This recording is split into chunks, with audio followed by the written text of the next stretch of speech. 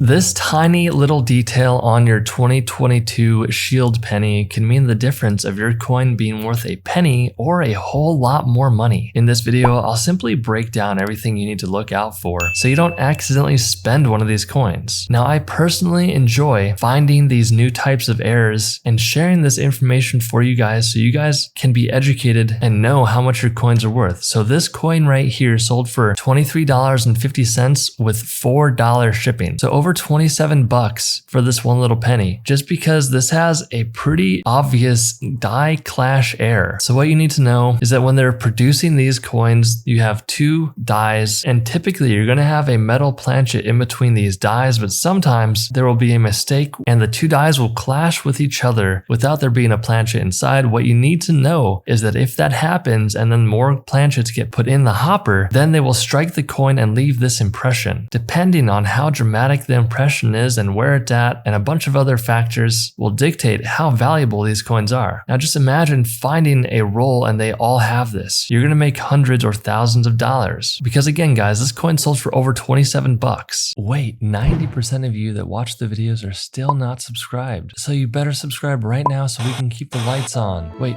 no, I was kidding.